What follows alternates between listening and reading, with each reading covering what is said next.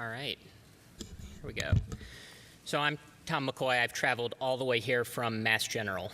I win the award for least distance traveled, perhaps. I'm going to be talking about my research over the past 5 or so years, pulling transdiagnostic phenotypes out of the electronic health record.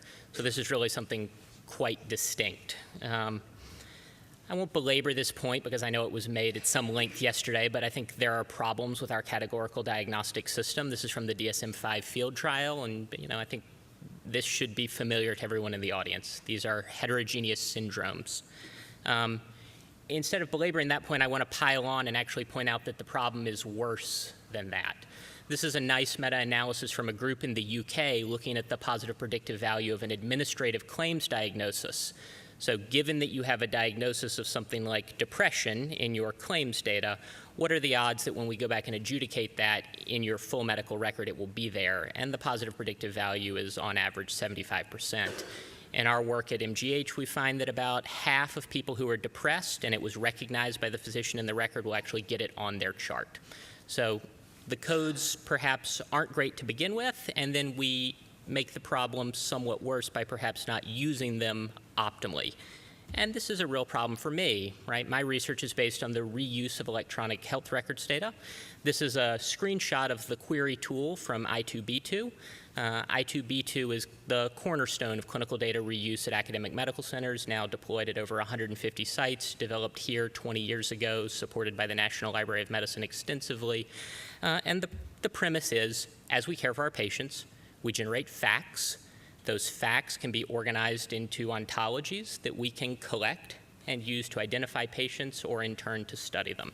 So for example, here I'm using ICD-10 codes, a type of fact we might generate in a given ontology, the ICD. This is a patient who has a mood and a substance use disorder. The rub is I just explained that we're not great at getting these codes onto the chart to begin with, and the codes are based on a system that isn't good enough. So what do? We turn to text, right? So this is a pass-off note on a patient who's on the inpatient unit at Mass General. These are his diagnostic codes. So he does have a mood and a substance use disorder. And you can see from this very brief pass-off note, there's a tremendous amount of additional information in even our most minimal piece of clinical text over and above those codes. And remember, this is just the tip of an enormous iceberg composed of admission notes, discharge notes, progress notes, notes from non-physicians, outpatient notes. The text is really a vast component of the electronic health record. The question then is, what the heck do you do with it? And so there have really been 3 theoretical answers to this in my research program. The first, I'd say, is the most obvious. Why don't we go back and assign labels to notes correctly? So if the incentives had been different and somebody had been tasked with doing this coding correctly, why don't we go back and fix that problem? And that's interesting. Certainly have had some success doing that. The other is, why don't we use these documents as features and predictors of high-value clinical outcomes?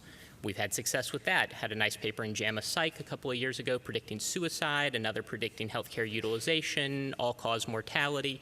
These are interesting, but ultimately these are just another class of black boxes where, yes, we can predict a high-value clinical outcome, that's valuable, but it's hard to say that we've learned something.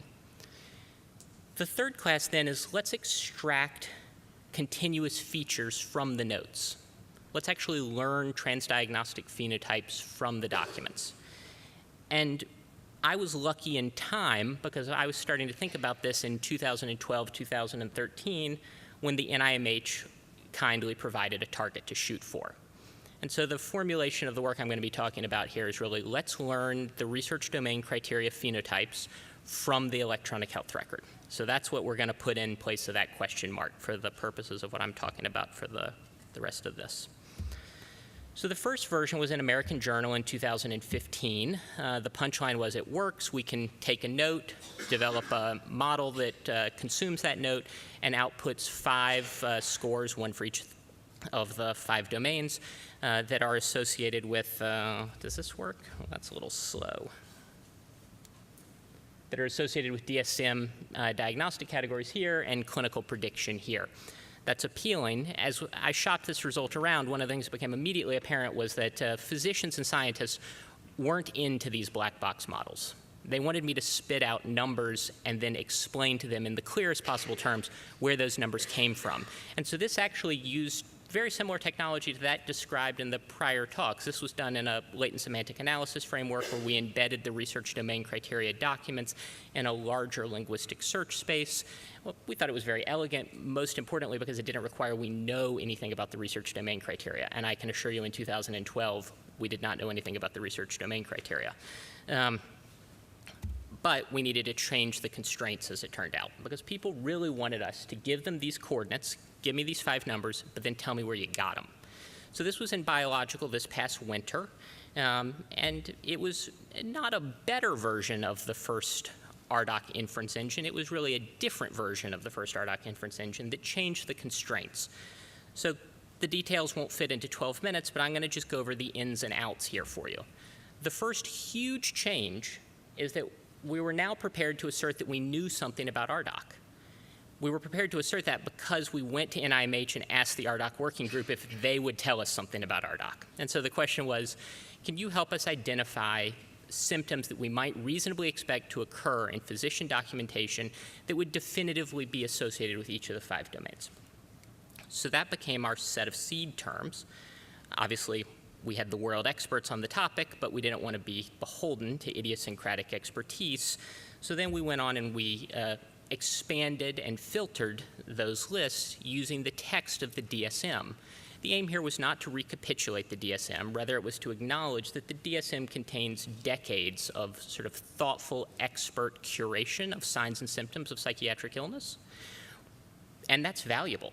You might not like the way they've been accreted into categories, but the actual information contained therein is quite useful, and most importantly, if you're reinterpreting clinical text, it is the symptomatic regime that is in force when physicians are documenting.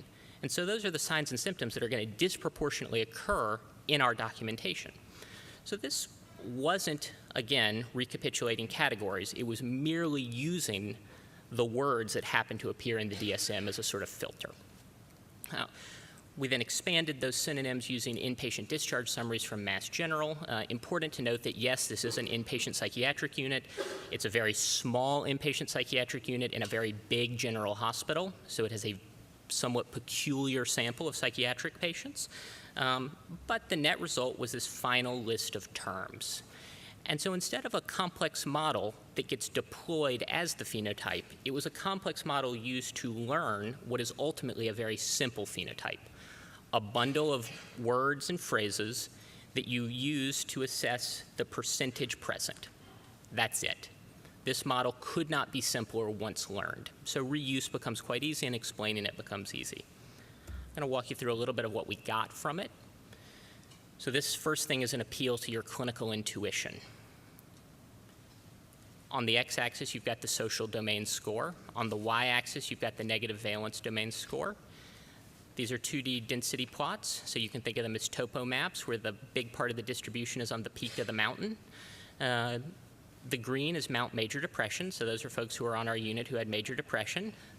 The orange is Mount Mania, so those are the folks who were on our unit who were manic. And you can see they're different. That's appealing, right? We want them to look different. We think of those as different things. The exercise here is where do you expect the bipolar depression folks to land? So they got the same diagnosis as the orange mountain, but the same symptomatology in a sense as the green mountain. So here they are. That's Mount bipolar depression in purple. Seems reasonable, right? It's mostly the same, frankly, as unipolar depression with a little bit of a cheat towards the orange mountain.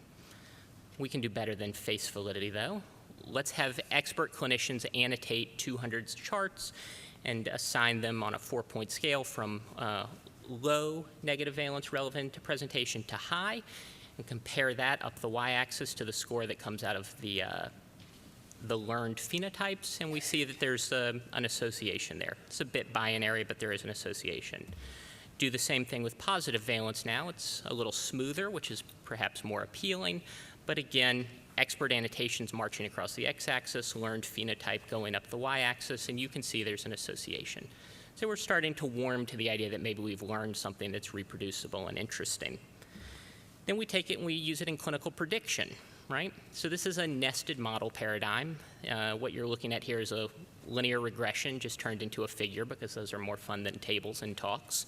So the dot is the estimate. The whiskers are the 95% confidence interval. Remember, the dotted line is 0. That's null. So anytime the whisker doesn't hit the dotted line, it's significant. The red model is the first model. It's smaller. It's using entirely predictors that come out of a categorical demographic system like I2B2. The second model is built on top of that, so adds additional predictors. They are the 5 RDoC domain scores. And what you can see is that adding the RDoC domain scores doesn't really change the structured code estimates, but 4 of 5 are significant. 2 of them predict shorter stays, 2 of them predict longer stays, 1 of them's null. Some people are surprised that symptoms predict shorter stays. I will tell you this was entirely non-surprising. There are people who come in, they have a knowable diagnosis, we know their diagnosis, we treat them, they stabilize, and they leave. Those actually tend to be our depression and our substance use cases at Mass General. Our people who are psychosocially complex tend to be folks who live on our inpatient unit for much longer. So that may be a just so story or a convincing explanation, you can decide, but we weren't shocked when we saw this.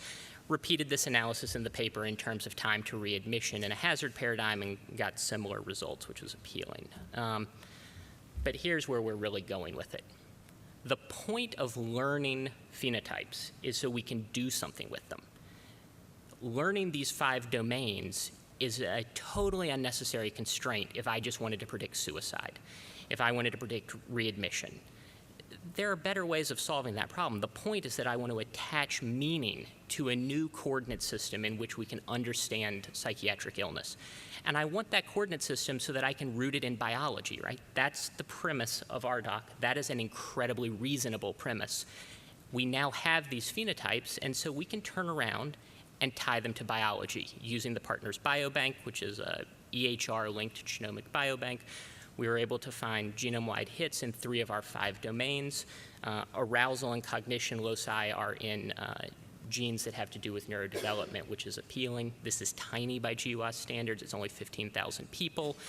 It's only in our biobank, but it's an incredibly exciting hint that we can start to root these learned phenotypes in biology. Also in biological psychiatry this past spring.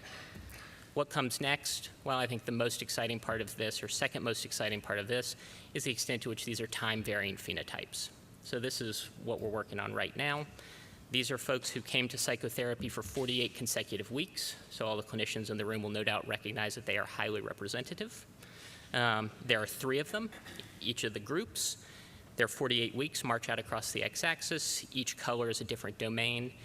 And interestingly, all of these patients, all 3 of them, had the exact same diagnosis for all 48 weeks. Every single one of these people had major depression. But there is some symptomatic variation there. And that's pretty exciting, because if you take care of patients, even if you continue to call them depressed, they'll tell you that their experience of their disease is different. And most of what we do, it turns out, is treat that experience of the disease. And so the ability to compute in a reliable and predictable way something which more closely mirrors that is an exciting next step. So my collaborators who work in cellular models are turning around and starting to investigate this, and we've expanded this into other clinical predictions that are forthcoming. It's a big team to who I am grateful. So thank you very much.